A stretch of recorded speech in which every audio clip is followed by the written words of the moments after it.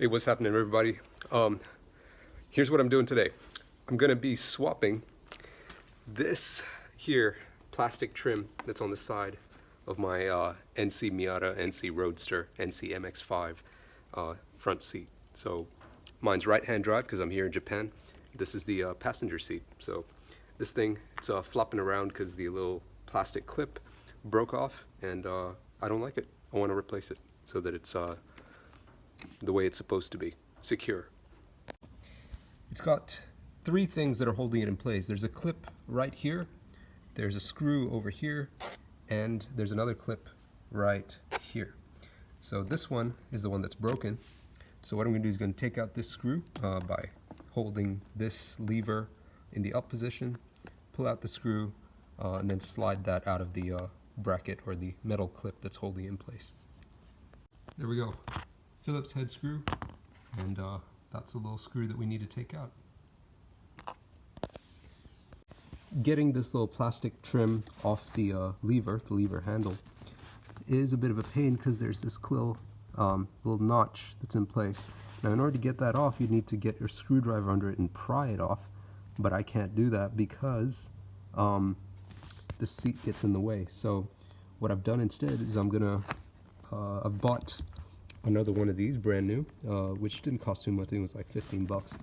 And I'm gonna just cut that off, and with some of these, I'm gonna use a pair of these to cut that off, and then slide this off, get the new side trim on, and then slide the new handle back on, and then it's gonna be good as new. And boom, got it off.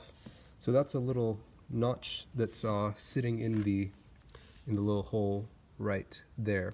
So I had to clip off this little plastic bit that was holding on so I could slide it off. Now this was on pretty tight, so I actually had to use some CRC, which is like silicone spray right there. It's like WD-40, but it's silicone based, whereas WD-40 I think doesn't have any silicone in it, or it doesn't have much. So I had to use that just to kind of soften it up a little bit, let it soak in, and then when I yanked it off, it was still pretty tight. I almost cut my fingers open. So be careful when you're doing it. So there's that little clip that I was telling you about. That's what holds on. So it slides in. So this thing slides in like that to get onto this clip. So once you've got it through there, then the other little latch or hook that's on there, it slides like so. It slides down and goes in right there. So there you go. And there she is. There's that shiny, brand new plastic trim piece. No scratches or anything, so I gotta be careful not to scratch it up as I'm putting it on. All right, so here we go. We're gonna slide the recliner lever through that hole right there in the middle.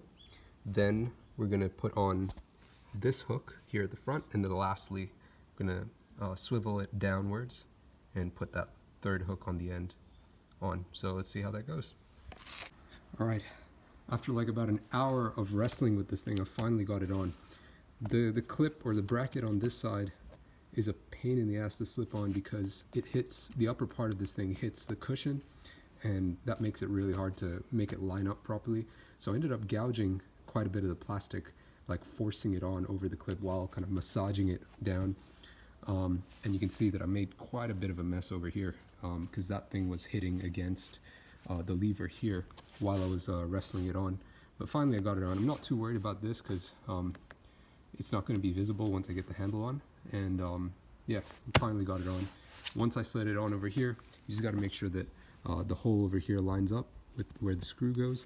Then once that lines up, then you can kind of flex this thing up a little bit, get it over the little bracket, and slide the hook on. This thing is actually not too difficult, but it's this one over here that's the pain in the ass.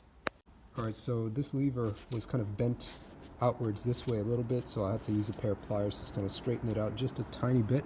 So when you look at it from above, it's just a little bit more straight. It was kind of bent like this a little bit. I'm exaggerating, but just a tiny bit. So that made it hard for it to line up with that and actually kind of slide in here. There's a little hole you can see right there where the lever is supposed to slide in, like right there. You can see through it, and you can see light coming through. What I did was I used a flathead screwdriver and just kind of pried it, kind of jammed it in there and kind of twisted it around a bit just to widen that hole, so it makes it easier for this to slide on. Because once, what you want to do is slide on, get that latch, that little hole to go over that little bump or hook right there.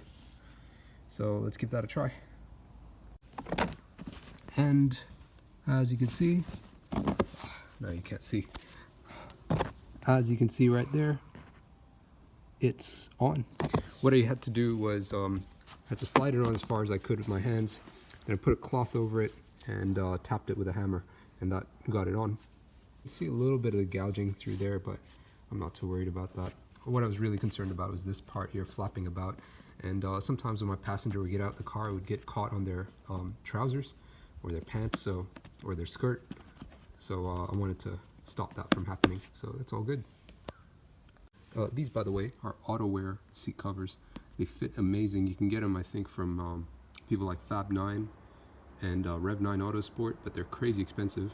But the thing is, I live here in Japan, so their head office, this company is based in Japan, so I was able to order it directly off their Japanese website and get it shipped to me. I don't think they ship internationally, so oh well. Interestingly though, these seat covers, the boxes were shipped in from Korea. So the company's based in Japan, but I think their factory is in Korea. So anyways, yeah, love the way these fit. They fit almost like, I mean, they hardly even look like seat covers unless you look at them closely. All right, so I'm back in the car, seat's back in the car, everything's looking good. And just gotta say this, if you drive an automatic, you suck. If you disagree with me, hit the dislike button. If you agree with me, you wanna subscribe to this channel, because we got more truth bombs coming on this channel. We're going to be roasting people who drive automatics. We're going to be roasting people who stance out their cars and put crazy ass negative camber on them. We're going to be hating on people who are ruining, I think, the passion and the art of driving.